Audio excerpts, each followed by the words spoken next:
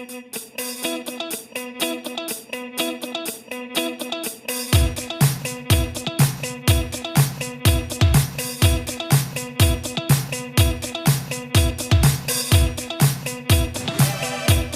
just do the intro here. Hey, everybody. I'm back. I've been gone. I didn't die. I went on vacation. Jesse is still digging it somewhere, but he'll probably show up sooner or later. And we have an interview for you today. A good gentleman. He's a friend of the show. He's definitely a friend of organizations we're all a part of. Mr. Matt Bump, back from the dark abyss of something he's going to fully explain to the rest of us, and something hopefully none of us will ever have to endure, and yet, I don't know, probably 1 in 9 are going to. Matt Bump, how are you doing, sir? I'm doing pretty well, considering everything. Wow, all right, yeah. So just so the listeners can get a better idea of who you are and what you're about, man, you want to, I don't know, give us a little bit of background, your history? All right, yeah. Well, my name is Matt Bump. I'm 27 years old. I'm from Milwaukee, Wisconsin. And my experience has been pretty much centered around addiction, drugs, the war on drugs. And I also served a 2-year sentence for a marijuana-related offense that I provided all the evidence I could, including fingerprint results that showed I never touched the contraband. What? And, yeah. And they still... After that came out, they still charged me. So my experience is centered around the probation system and a culture that has been mishandling the issue of addiction and the issues associated with it, including mass incarceration. Damn, dude. That's so you're saying that you got busted with a bag of weed, bag of marijuana, and you had proof that you didn't even touch it, and yet they still took you down, and you ended up in jail for 2 years. Yes. Or in prison, I should say. Yeah. Yes. Unfortunately, the war on drugs, in my example here, literally turned family against family. You know, blood against blood. Oh, shit. I won't go into specifics, but one person's addiction led them to selling drugs and got them in trouble with the system. At the time, I didn't want to cut people out of my life because I thought that I could handle probation. I figured I'm not doing anything wrong, so nothing can happen to me. Sure. And it just didn't work out that way. I associated with my family member, and they pretty much stabbed me in the back. And they put their addiction before what was right. That is awful. That is so it was somebody else's stuff, but it was like guilt by association kind of scenario, huh? Yeah. See, I was living with this person's father, and I was staying in the basement, and that was their old bedroom. Okay. And, well, they felt it was a safe place to stash a jar of marijuana, about 108 grams. And, you know, I was on probation for literally taking a case for this person. So that's why I got stabbed in the back. Like 108. I'm sorry, 108 grams. Did you say? That's a big ass jar. Yeah, it's a good sized mason jar. Sorry. Yeah, please go on. Yeah. You know, the police associate themselves with the probation officers pretty well, and my probation officer came over and said she smelled marijuana, and you know, made me come take a drug test. I got pat down by a police officer at the office. Yeah. And I passed. And then a few days later, she sent police to my house, and they went through everything. They destroyed the room, and they found the jar. I got taken to jail, and I spent a couple days in jail. Then I went to this place called MSDF, which actually has a lot of people protesting, trying to get it shut down because there have been people dying there. What is that? What does that stand for? Milwaukee State something? Milwaukee Secure Detention Facility. Okay, so it's kind of like a holding place before you go to trial, but they can't let you back out in the street? It's a holding place for people on felony probation in the city of Milwaukee. Oh, okay. And you say there's people protesting this? Yes, like, for example, there was, I don't know who it was, but they shined a big light on the building, and it said, shut down or close MSDF. because it's essentially a building within a building. There is no natural light. It's like 18 to 20 hour lockdown every day. Oh my God. Yeah, there's limited books. There's no rec periods, really. And there's 100 people. No, I'd say like 50 people in each unit. And it's about 10 floors. So there's no natural sunlight getting in there.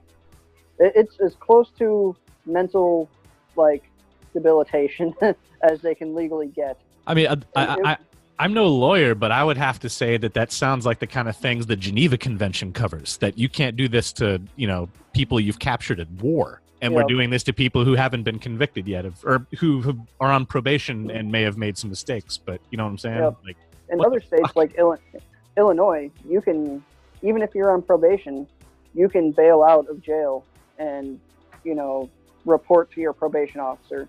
Whereas here, they do a whole investigation and the system is rigged against you, like extremely bad. Like the burden of proof is so hard on you that even if I had the fingerprint results in time, which I can explain that too later, even if I had the fingerprint results in time, they could revoke me for any reason.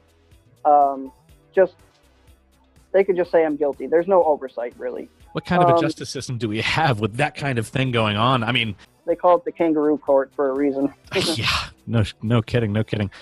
I had the privilege of being able to read some stuff that you've been writing, some writing that you had done while you were in prison.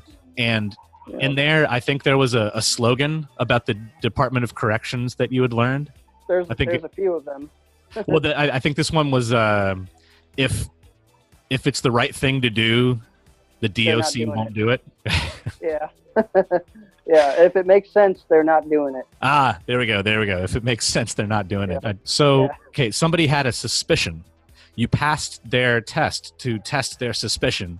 They decided, fuck it, let's just go sack this guy's place, which I guess under the laws, they're probably within their rights to do if they have the paperwork, right? Yep. Act 79 made it so people on felony probation were subject to a search of their body and home at any time without a warrant.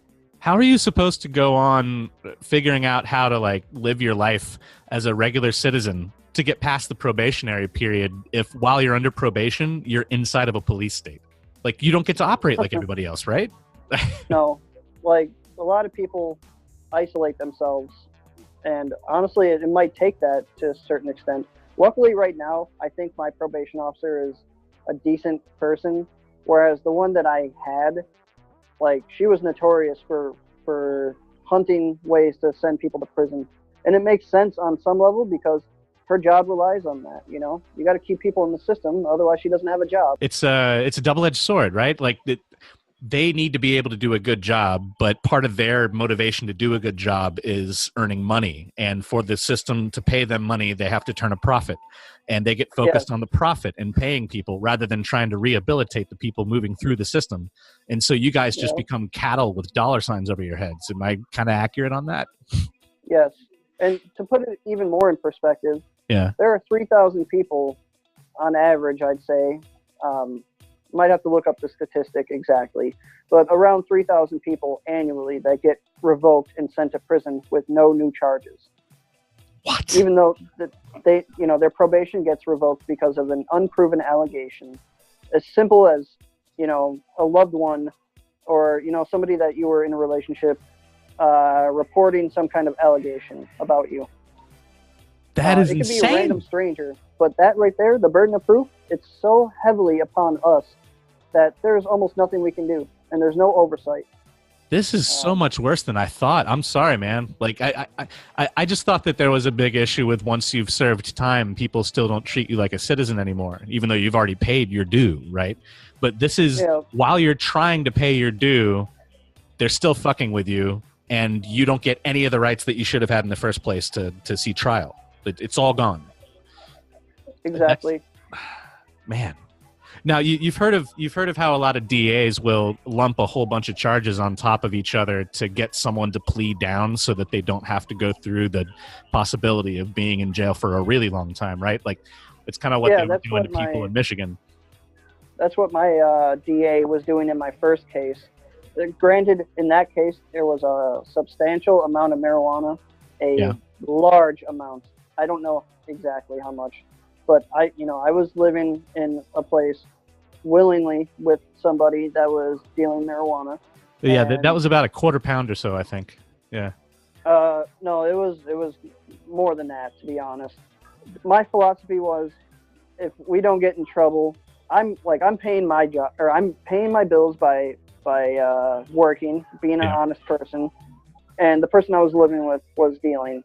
I was like, all right, I don't see any harm in this. And then I learned very quickly that there was a lot of harm, or consequences were more dangerous than what we were actually doing. Yeah. Like, you're telling me? Oh my God, that's like a nightmare. I saw that you wrote that you really it really disturbed you in the beginning because you had to wait. I think you said 7 months to be able to get the information back on the fingerprints.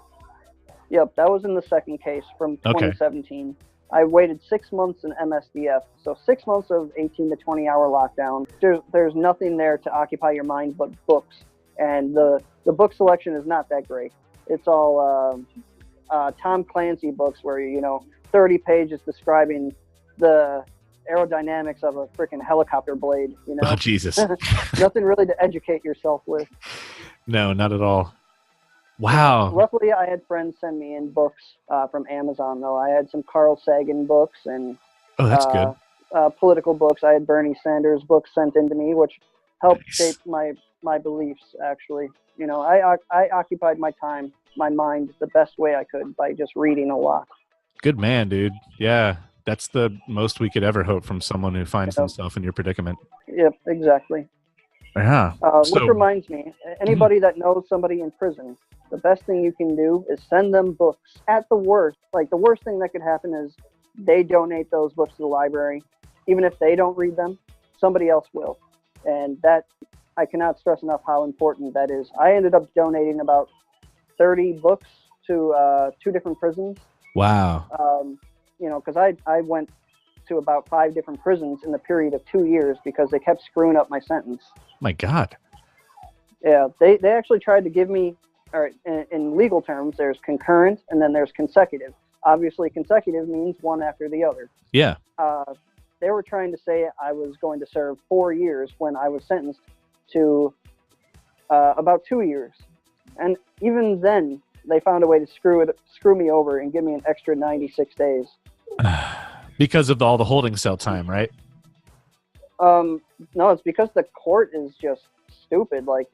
The Court of Appeals and these case laws that they use. Yeah.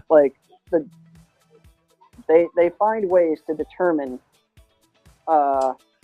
these laws or these situations in a way that does not benefit regular people. The courts are supposed to be a way of, getting to justice, getting to what is right. Right. Well, when they make these determinations based off of other case law, they find ways to try to differentiate yours from the examples that you give, and then they'll disagree with you. And, it makes everything worse. Geez, so instead of them attempting to hear your side from your perspective, they just seem to be at the ready to counter everything you say to make sure you stay in jail. Yes.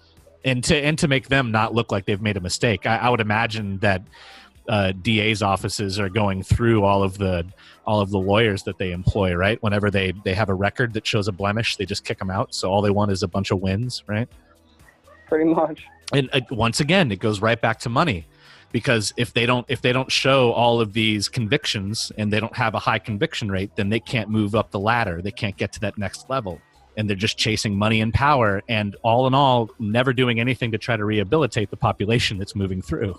It's like the whole damn system has to get reformed. To get actually into the money, the profit motive of prisons, prisoners and inmates and probationers, if you think about it, there's about 3 companies that have, I don't know what you call it, maybe like a monopoly, but there's 3 companies that are exclusive that the Wisconsin Department of Corrections goes through. JL Marcus, Access Corrections, and some other one I can't remember the name of. But that's where all the inmates have to buy their clothes from. Yeah. If they want clothes, if they want radios, if they want a TV, and it's expensive. Like, I had a 13-inch TV, which was nice, but out in the street, I could get a 32-inch TV for, the similar price. But I'm paying like $180 for a 13-inch TV that's clear and has, just basic functions. Right. And I wonder where that excess cash is going. I know JL Marcus is is centered in Milwaukee, which is where I live, and that's what a lot of people go through because it gets to you the quickest. But that's not even like the worst part. Like, I'm not sure if this is true or not, but in the prison system, a lot of inmates had told me that there were people like our former governor. I don't know if it's Scott Walker exactly, but he's terrible. Oh, yeah. Guy sucks. Yeah. I'm glad he's gone. But our former governor, Tommy Thompson, his wife, I believe, was affiliated with a company that we have to buy what we call canteen from. So like when we make our own prison meals, like with hot Cheetos and ramen noodles and all this nasty stuff. So like all the extra vending crap that you get to buy on top of the horrible meals that they feed you in the first place, right? Yes. Okay. We buy that because they give us the crappiest food imaginable, and it's taking money out of our loved ones, unless somehow you have a job in the kitchen. Even though you're working in the kitchen at the prison, you're still making at most like 30 cents an hour.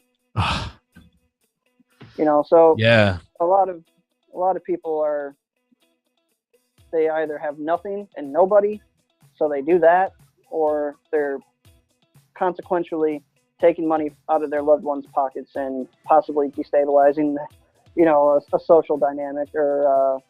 Well, yeah. Especially if they're leaving their spouse to take care of kids and they don't have any other monies. Especially, I mean, most of the people going through this, they definitely aren't coming out of places that have high levels of wealth usually, because then they just hire a couple of lawyers and skip all this nonsense, right? Yeah, and if you think about it, like New York City, I guess, just made it or announced that they're making it free for inmates to use the phones.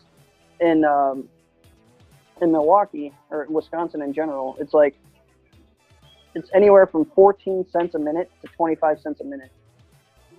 And 1-800 collect, That is, I'm sorry to make these little cracks, but the way I deal with stress is comedy, I guess. But yeah, I have a lot of dark humor built in. I have a lot so of dark shocked humor built in at this point. Yeah, right. I mean, what else are you gonna do? There's certain jokes that people have made over the last year or so that that they're so unrelatable, that I've heard so many times now, like the don't drop the soap jokes, Oh God, yeah. Well, that's just a trope, right? I mean, kind of a fear tactic. Stay out of prison. Yeah. In prison is bad, but it's not like that. Like Wisconsin actually has some of the safer prisons, to be honest. But all right, so you weren't really in a situation like what was that HBO show? Oz. Oz. There we go. It wasn't horrible like that, right? No. I mean, I've seen some fights and all that. Yeah. And there's a lot of gangs and all that stuff, but people are, I don't know. The mentality is different. Depends on who you are and who you kick it with when you're in there. Yeah, true that. But for the most part, it's pretty relaxed.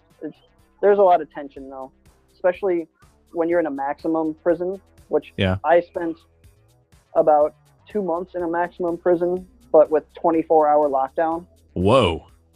Yeah. So that's so psychologically debilitating. It is. But ironically, that place was better than MSDF. I got to go outside a little bit. Even though it's 24-hour lockdown for most days, there are 1 to 2 days a week where we could go outside for an hour and walk around the track or go to the library a couple days a week. But I'd say it averaged out to really 23 hours of lockdown a day. Wow. Even with those couple of days where you get that hour out. Man, that makes me feel so Yeah. selfish when I look out the window and decide to stay in bed for half a day. Yeah. You know what I'm saying? That's, Like, that's it's total another flip. reason why the maximum prison was actually better than MSDF, because I had a window. I could open it, but it had bars and Oh, wow. screens, Yeah. but I could get some air, Oh, that's got to be big and pleasant, huh? Yeah. Compared to being inside of a building. Yeah. Most of the prisons I was at had the bathroom in the cell, so we'd have to like hang a sheet up. There's like no privacy. Oh, We'd have to like shit. hang a sheet up, like stab a hole in the wall with a pen or something, and then like put a hole in our sheets so that way we could have like a makeshift wall / window or a door, and do our business. Man, well, at least, human ingenuity always thrives. Yeah. I guess that's a bright side to that.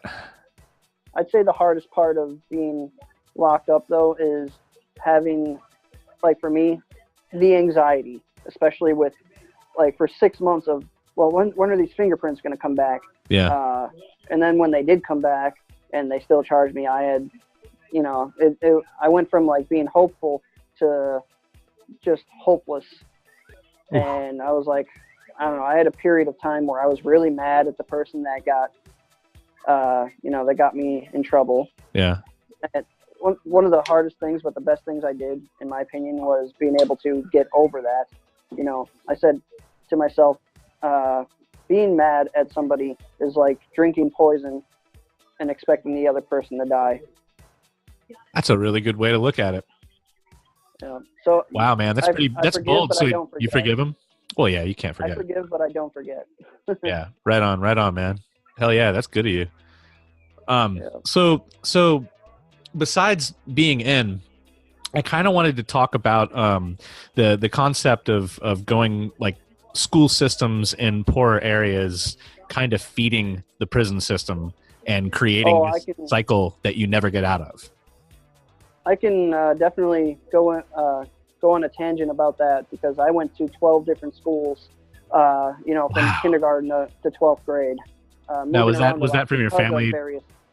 Various addictions and economic situations through my parents and the such. And so I definitely can talk about that. I've witnessed some school to prison pipeline in my life. School to prison pipeline. That's what I was trying to get at. Yeah. So what was the first charge? The first time that you were going to prison in the first place? What was that? It was the same thing, essentially. It was possession with intent to distribute. But remember earlier you tried to talk about DAs, like leveling charges if you don't take the plea type of thing. Okay. Well, they did that to me for a while too. They were trying to scare me into taking a plea, and I did end up taking a plea because it was like probation. I'm like, oh, I can do this. I see, and then that's what got you in the cycle. Yep. It's a trap. Like, wow. The DAs get along with the judges really well, and then the DAs have more power than the judge a lot of times.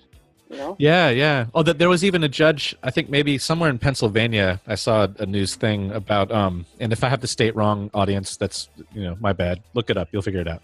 But there was a judge that got busted for feeding juvenile detention centers with, like, these minor misbehaving kids that, like, didn't really do anything, but they just keep giving them the harshest sentence possible, and he was getting kickbacks.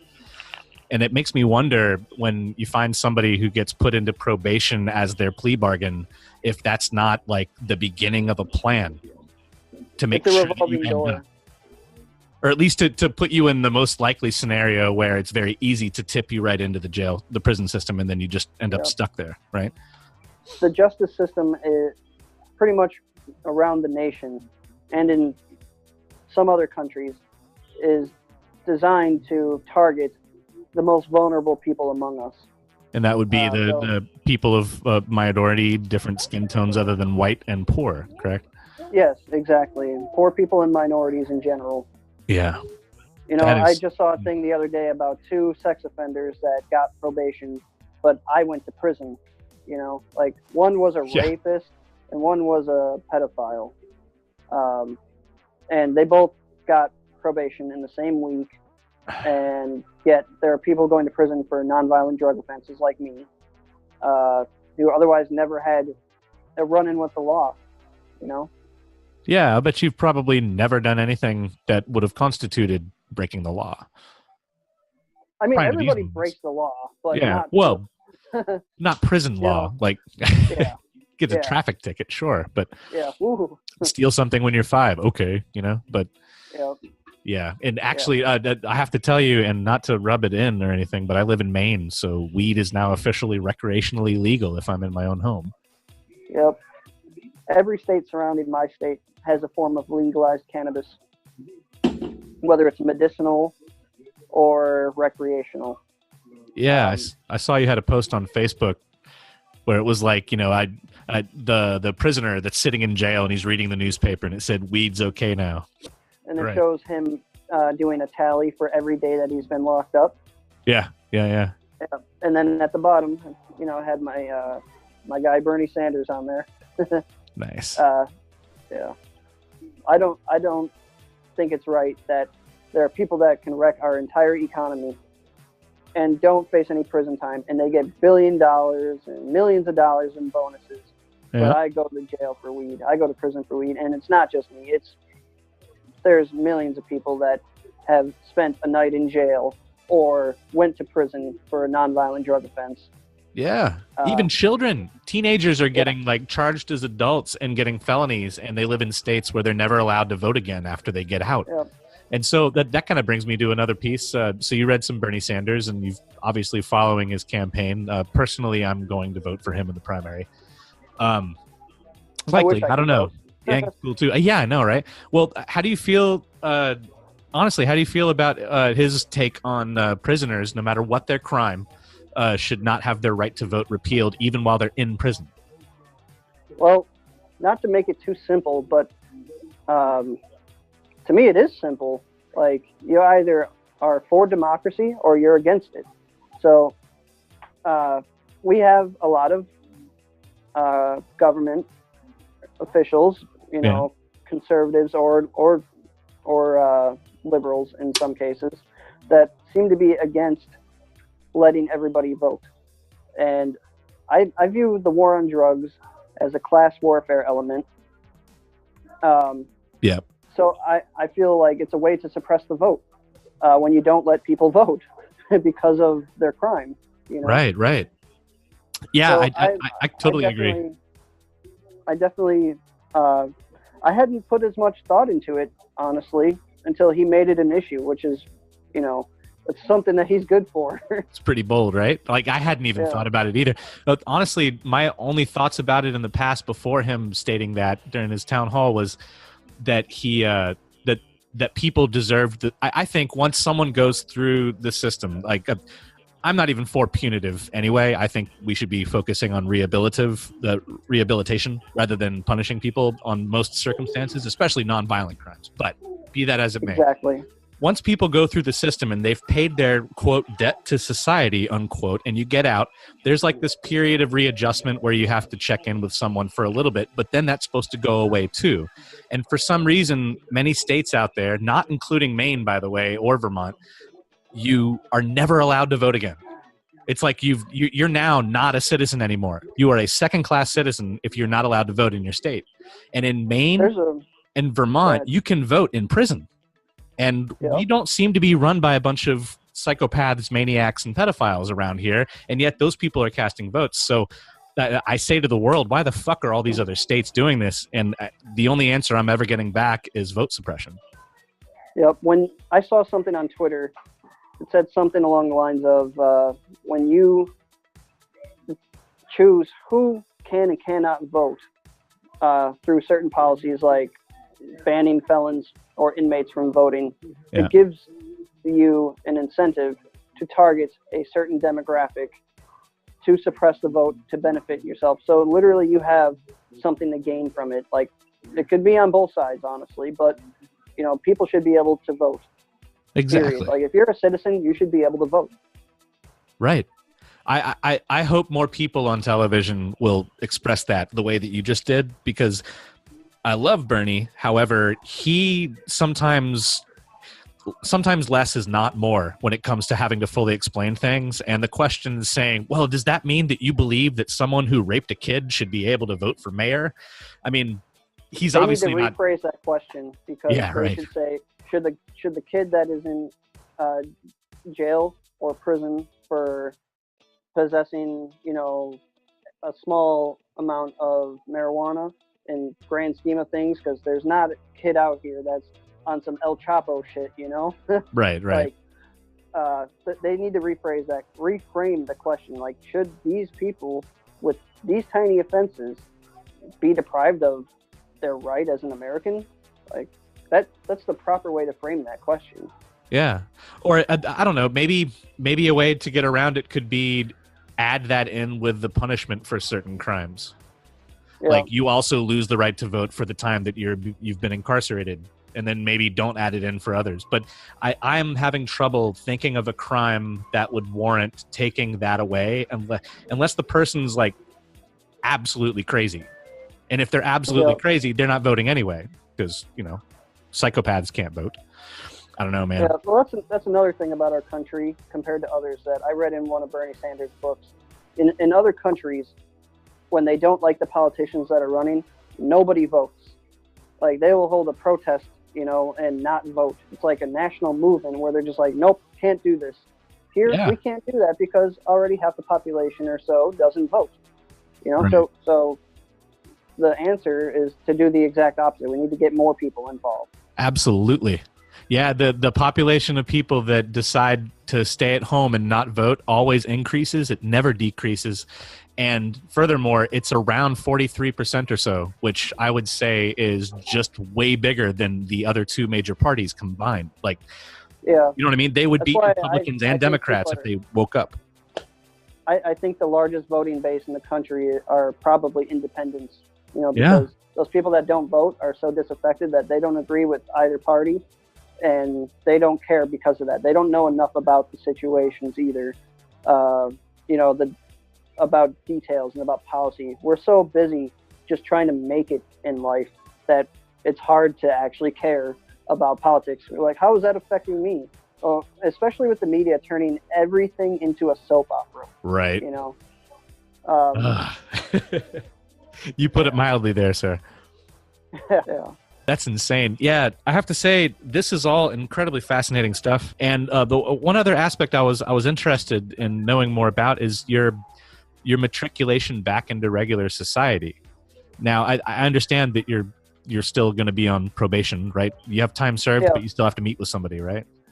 Yeah, I have a probation officer. Okay, and you said that your officer now is a good person. So, hi, Matt's probation officer. You're a great person. We all like you.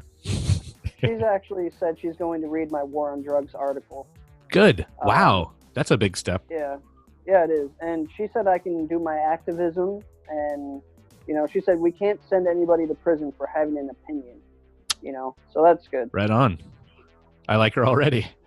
Yeah. And let's see here. So what else, have you found getting a job to be very difficult? I mean, you don't have any, other strikes against you per se, nope. besides your probation and your previous record, right? Yep, just marijuana cases. Yeah. So have you found people don't care, that they reject you and make up some stupid excuse? I mean, we all know that we know when that happens, even though they can't say it. But well, when I was first incarcerated for 4 months at the House of Corrections in 2016, I was working at a place, and I had to have somebody call in to resign for me, and they were like, "Oh, he's such a good worker. Oof. We'll take him back."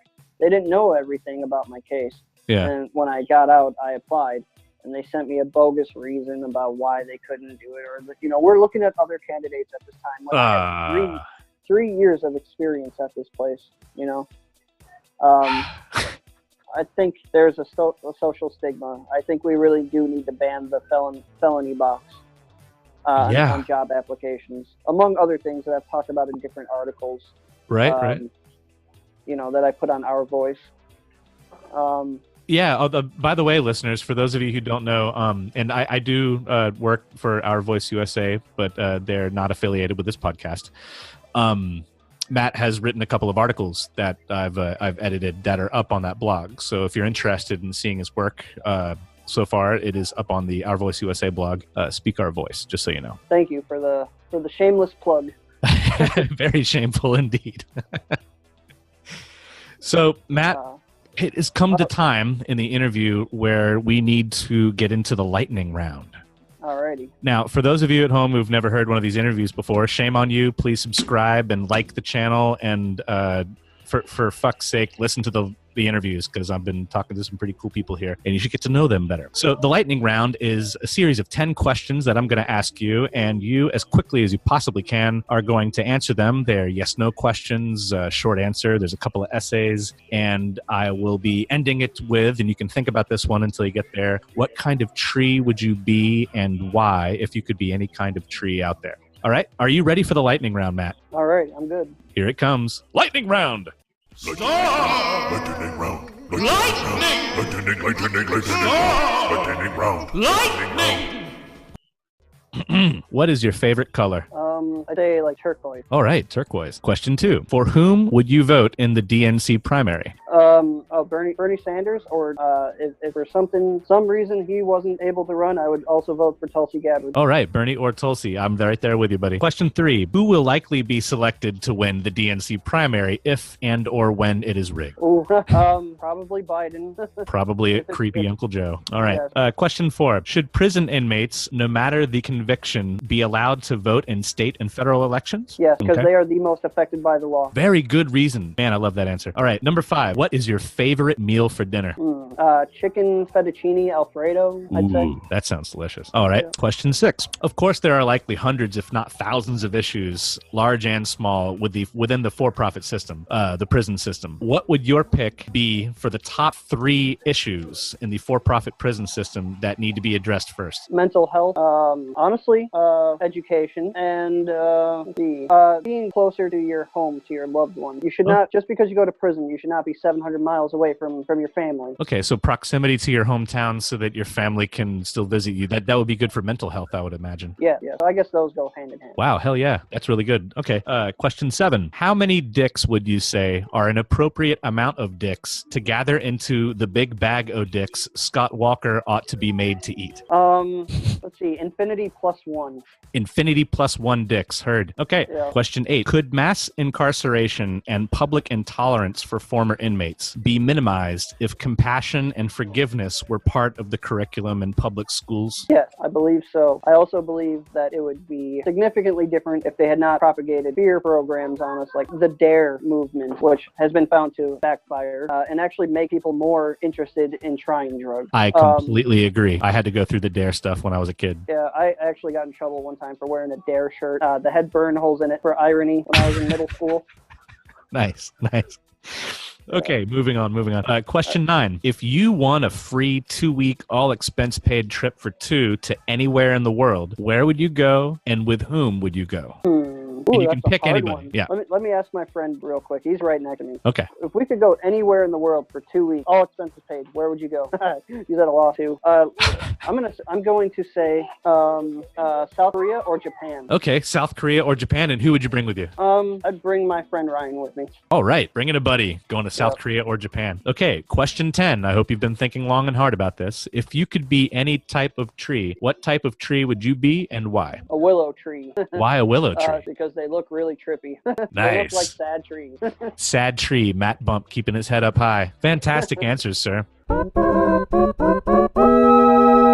Well, is there anything else that you would like the listening public, all 15 of them, to hear about you, or like, is there a place they can go to learn more about you? Maybe for your Facebook. Yep, my Facebook. I have a fan page or whatever. It's called. Well, I'll just tell you the URL. Facebook.com/to-be-remembered. To be remembered. Just the words. Yep. Also, I'm looking for volunteers or people interested in helping me to establish a nonprofit organization to, I guess, make the government right its wrongs in regard to mass incarceration and the war on drugs.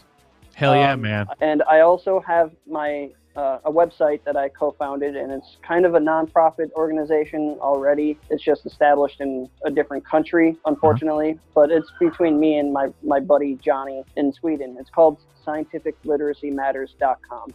scientificliteracymatters.com. I'll be sure to put that in the liner notes too. All right, cool. And we do a lot of cool things on that website. So if you're into science and how it intermingles with politics, check that out. Nice. Right on. Yeah, I know Josh is definitely going to be interested in that one. All right. Well, Matt, dude, it's been a pleasure, and it's finally cool to put a voice to a face and a name, man. I really love your writing. I hope more people get to read your stuff, and thanks so much for doing the interview. Thank you for reaching out to me. It means a lot. Yeah, dude. More people need to hear about this kind of thing. Empathy is a huge step towards resolving this issue. Hell yeah. We need all the empaths out there to put their heads together. Help us out. Yeah, you won't change minds if you can't change hearts. Nice. You're a sloganeer. Yeah. All right. Well, take care, man. Take care, everybody.